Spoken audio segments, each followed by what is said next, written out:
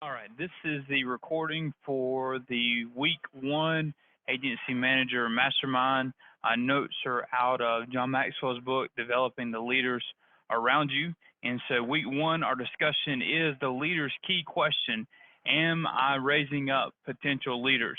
Am I raising up potential leaders? John Wooden, famous coach, knew that if you oversee people and you wish to develop leaders, you're responsible to do four things. Number one, appreciate them for who they are. Number two, believe that they will do their very best. Number three, praise their accomplishments. And number four, accept your personal responsibility to them as their leaders. And so great leaders have this in common. They know that acquiring and keeping good people is key to them having success. It's one of the leader's most important tasks. An organization cannot increase its productivity, but people can. So the reflection is we as leaders have to look back and see, all right, number one, am I appreciating those that are around me? Do I tell them that I appreciate them? Am I showing my gratitude to them? Number two, we have to believe that they'll do their very best. We have to look at people, and John Maxwell always says he sees people with a 10 on their forehead, that they're going to give him the best that they've got. Number three, we have to praise their accomplishments. Oftentimes, we're more guilty of attacking people's faults instead of praising their accomplishments. Wooden said you have to come alongside them and tell them when they're doing something good so they'll continue to do so. Number four, remember, accept your responsibility. It is your responsibility as their leader to help them move forward. So why leaders need to reproduce leaders? Why leaders need to reproduce leaders in 7 key points. Number one, those closest to the leader will determine the success level of the leader. Those that are closest to the leader determine the success of the leader. So look around, who's near you. They're going to determine your success or your failure. The determination of a positive or negative outcome in my leadership depends upon my ability as a leader to develop those that are closest to me. So where do you want to go? What is it that you want to accomplish? It will happen or it won't happen based on your ability to develop those people near you.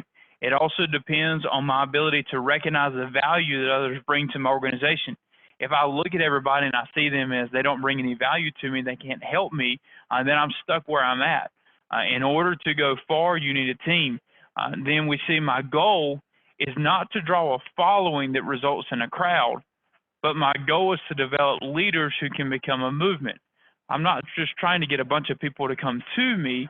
I'm trying to get people to come and let's develop into leaders so that we can work together to make something happen.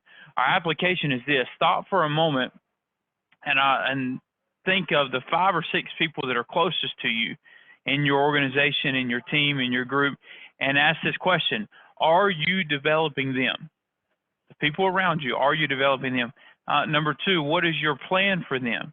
Do you have a game plan for their success? And then are they growing? Potential leaders are either an asset or a liability to the organization. It's your job to make them an asset. Number two, why leaders need to reproduce leaders. An organization's growth potential is directly related to its personnel potential. A company cannot grow without until its leaders grow within. So wherever you're at, whatever you're trying to accomplish, the leaders determine the level of the organization. John Maxwell talks about a change chart where he takes a diagram and he writes one line at the bottom of the paper and writes a number. Then he writes a line at the top of the paper. Where does he want to go?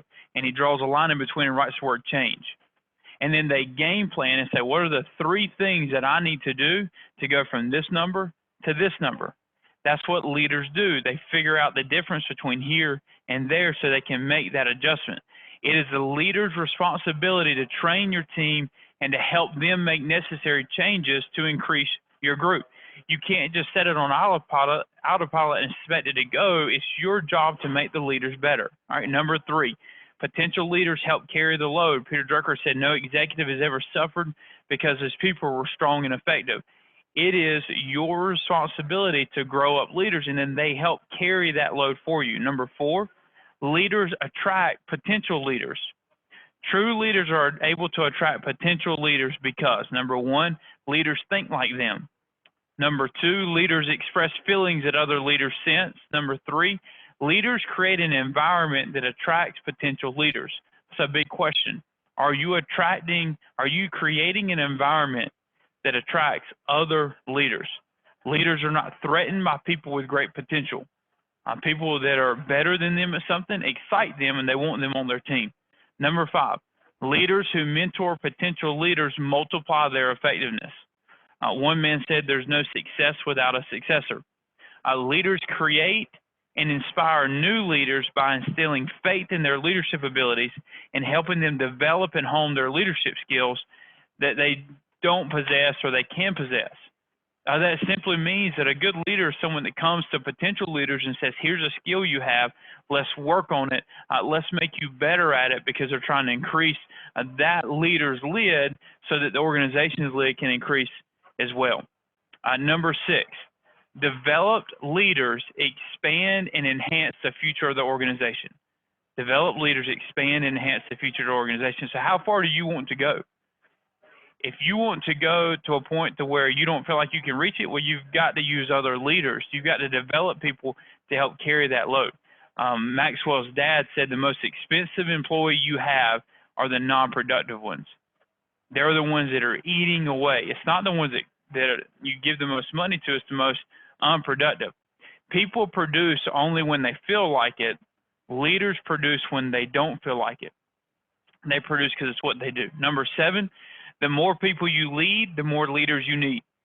So there's not a stopping point. There's always a development where you're finding more people. A leader's success can be defined as the maximum utilization of the abilities of those under them. Now, their ability to use people to their full potential. Oftentimes, as a leader, we get into this mindset of where I got to do it all myself. I've got to accomplish it all myself. And what he's saying is you've got to look around and say, all right, who is with me that can help me, and how do I utilize their strengths? We all have different things that we're good at, different strengths that we had. So how do we utilize each other's strengths in order to be successful? So here's some questions for you to think about and to consider. What are some of the ways that you're developing leaders coming behind you? What are some of the ways that you're developing leaders coming behind you? Number 2, what is the biggest struggle that you have in developing next level leaders? Number 3, what are some of the things that you can do to affect your change chart? Remember, you're here and you want to go here. What are the 3 things you have to do to make that change? And number 4, do you have a handful of people that you're investing in? Who are they? Write their names down. And then the last question is, what type of environment are you creating in order to have leaders come behind you? I was at a conference this past January, and a guy was preaching on the subject of the next generation coming behind you, and he said he feels one of the reasons we don't have a lot of young people going into ministry is because the people they're watching in ministry look miserable. So he asked us this question. He said, the way that you respond and the way you act in your responsibilities as a leader, is it creating an environment where other people want to come behind you and do the same thing? Or is it creating an environment where people say, I never want to do that? See, leading and accomplishing the work that you have can be a joy or it can be a pain. You get to determine which one it is. So that is our week 1, the leader's key question: am I raising up potential leaders?